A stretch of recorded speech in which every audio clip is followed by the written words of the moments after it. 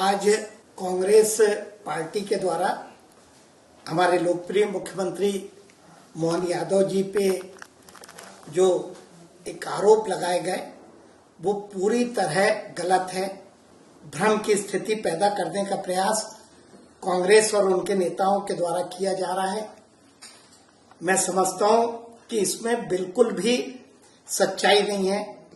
मैं बताना चाहता हूं कि हमारे मुख्यमंत्री के द्वारा जो 2023 में जो नामांकन उन्होंने दाखिल किया था, उस स्थिति में उनके पास 17 एकड़ की जो जमीन थी, जो आज उसमें कुछ भी परिवर्तन नहीं हुआ और वो 17 एकड़ की जमीन थी।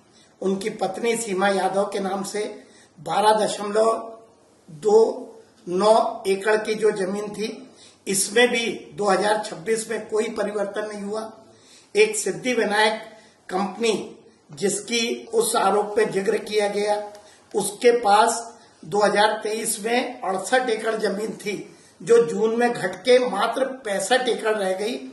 और इसमें भी मुख्यमंत्री के द्वारा 2017 में इसके डायरेक्टर के पद से इस्तीफा दे दिया गया। उनके पुत्र वैभव के पास भी 2023 के पूर्व 16 एकड़ जो जमीन थी, उनके मुख्यमंत्री बनने के बाद उसमें किसी तरह का कोई परिवर्तन नहीं आया और ये सारी जमीन मास्टर प्लान लागू होने के पहले की थी। उनकी पुत्रवधू जिसकी अभी विवाह हुआ है, शालिनी यादव के द्वारा जरूर 10 एकड़ की कृषि भूमि खरीदी गई, जो कि विकसित जो मास्टर प्लान एरिया है उसके बाहर की थी।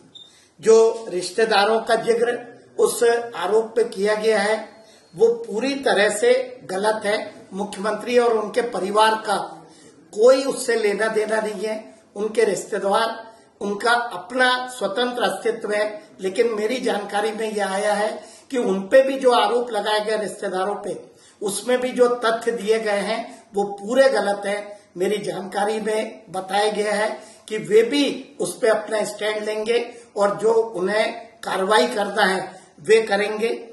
किसी लोकप्रिय मुख्यमंत्री को जिसके द्वारा प्रदेश के विकास में लगातार काम किया जा रहा है, इस प्रदेश को विकसित बनाने का काम किया जा रहा है, चाहे किसानों की बात करें, चाहे इंडस्ट्रियल प्रोग्रेस की बात करें, इस प्रदेश को, मध्य प्रदेश को इस देश के सबसे विकसित राज्यों में ले जाने का काम हमारे जो लोकप्रिय मुख्यमंत्री मोहन यादव जी कर रहे हैं। उनके खिलाफ एक षड्यंत्र का काम कांग्रेस पार्टी कर रही है। मैं कांग्रेस पार्टी पे यह आरोप लगाना चाहता हूं कि जब जब एक पिछड़े वर्ग का मुख्यमंत्री इस प्रदेश को मिला, चाहे उमा भारती हो, चाहे शिवराज सिंह चौहान हो या हमारे मोहन यादव हो, उनके खिलाफ षड्यंत्र करके उनको कमजोर करने का काम कई लोगों के द्वारा किया गया। समाज के ठेकेदार जिन्हें प्रदेश में पिछड़े वर्ग का नेतृत्व स्वीकार नहीं होता, वे लगातार इस तरह के षड्यंत्र करते हैं